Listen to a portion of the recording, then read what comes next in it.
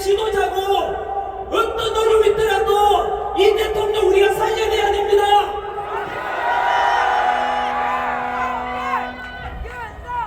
하지만 그렇게 생각을 했었지만 여전히 저는 그냥 유튜브 영상으로만 올릴 뿐이지 이렇게 아스팔트 위로 집회에 나오지는 않았었습니다.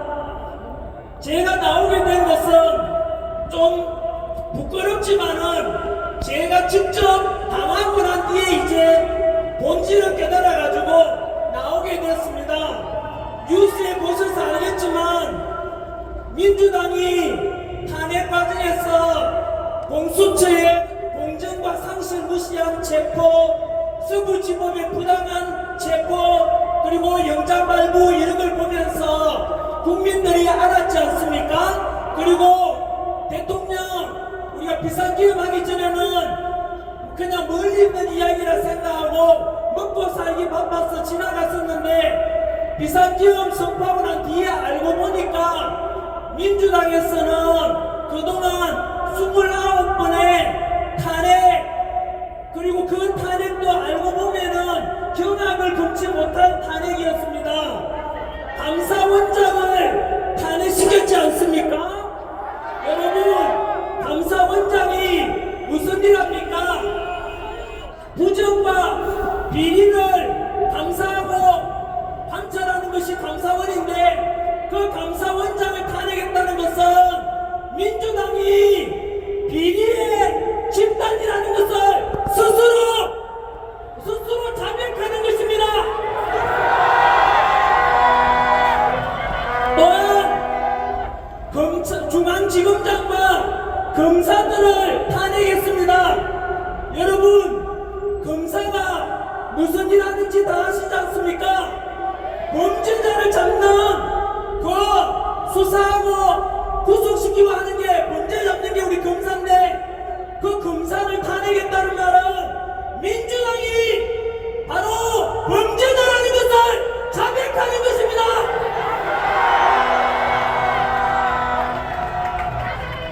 이렇게 29번의 탄핵 이 말은 행정부를 마비시키고 국가 시스템을 모두 무너뜨리는 것입니다.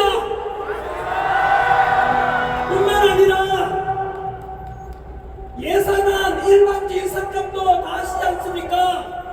바로 대통령 특활비도 80몇억 되는데 그걸 빵원 만들고 또 검찰 범죄자 잡는 검찰 특활비도 500억 원 넘는 것을 빵원 만들고 여기에 옆에 계시는 경찰분들 여러분들 좀 처우 개선하고 수반하고 예산 편성이라는 것도 빵원 만들고 또 제가 군부대 가면도 많이 가는데 요즘 군부대 바로 간부들 부사관이나 장교분들 사기가 너무 많이 떨어져 있습니다. 병장 월급은 200만원 주는데 평생 헌신하겠다고 국가와 국민을 위해서 그 군인이 되어서 안보를 지키겠다고 하는 그 위대하고 훌륭하고 감사한 군인들의 그 초급 장교들 처우 개선하려고 만들어 놓은 100억이 넘는 그 예산안도 삭감해버렸습니다.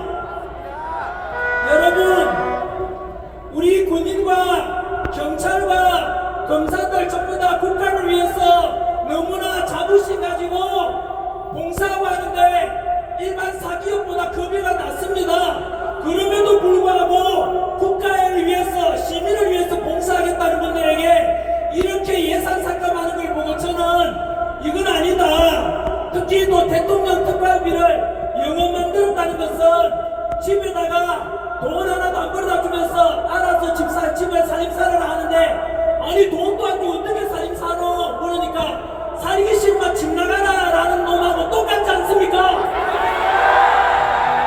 이것은 그래놓고 국회의원 월급을 올립니다. 여러분, 이 속에서 저런 길이가 대통령이어도 이거는 도저히 안 된다. 행정부를 마비시키고 법도 뭐 만들어 보려니까 야당에서 무조건 반대해버렸지 않습니까? 여기서 대통령이 할 수 있는 게 뭐겠습니까? 제가 대통령이라도 비상기업이라는 좀 센 방법을 통해서라도 국민에게 알리고 그동안 민주당이 해온 폐악질을 국민에게 알려서 모든 것을 국민에 알리자라는 차원, 그것밖에 방법이 없었던 것입니다. 그래서 이런 것을 보면서 국민들도 결국 민주당에 대해서 등을 돌리게 되었고, 이것을 모든 국민들이 알게 되면서 대통령 비상기업 때 지지율이 10%였는데 지금은 50%를 넘었지 않습니까? 이유가 무엇이겠습니까?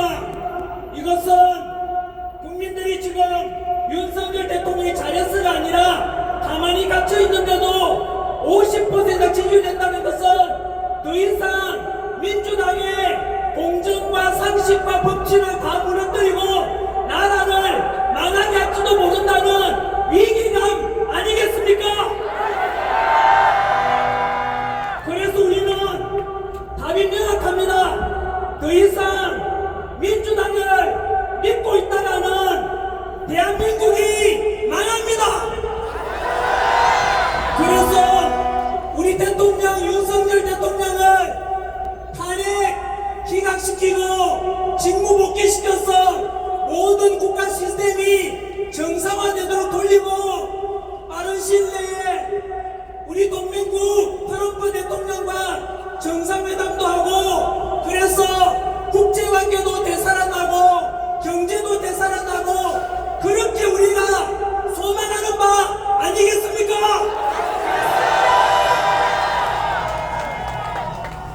그러던 차에 민주당에서는 전환길마저도 고발을 했습니다. 학원 강사 전환길이, 저는 요즘 아시다시피 텔레비전 무슨 방송, 다음에는 제가 오늘 이 언론인들 보고 계시면은 더도 말고 덜도 말고 있는 대로만 좀 보도해 주십시오. 너무나 외국 보도가 많습니다. 그러다 보니까 저는 2030 청년들을 위해서 현재 우리나라 사법부도 무너지고 언론도 너무 편파 보도가 심하다 알리기 시작했고, 선관위도 1200건이 넘는 인사비리와 수많은 의혹들의 덩어리였습니다. 그것에 대해서 청년들이 알렸는데 제가 선관위를 비판하니까 민주당이 저를 고발했습니다. 제가 고발당하고 난 게 사실은 저 법없이 이렇게 잘 살아왔는데 막상 고발이라는 말 당하고 나니까 좀 무서웠습니다.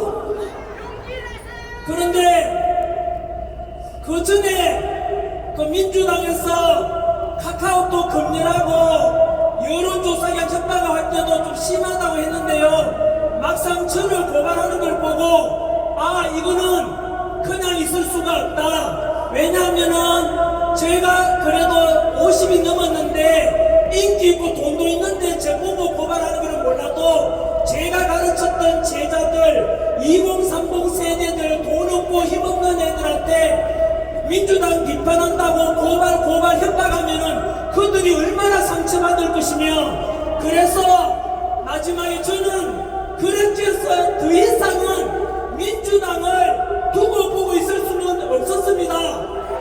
그래서 서울 여의도 집회에 처음 나오게 되었고, 제가 단체도 없고 해가지고 집회 나가려니까 마이크도 있어야 되고 무대도 있어야 되고 집회 신고도 해야 되지 않습니까? 그러던 차에 이 집회 열어주신 세이버 코리아에서 마침 연락 와서 전환기 선생님 이제 집회 한번 나오시겠어 할 때 무조건 나간다 했습니다.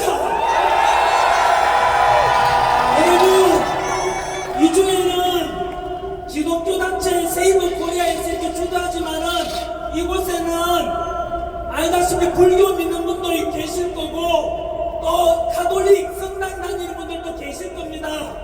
그런데 이런 우리의 마음을, 그러니까 윤석열 대통령 다시 살려내는 마음은 있었는데 이런 무대를 만들어준 우리 세이버 코리아 고맙지 않습니까?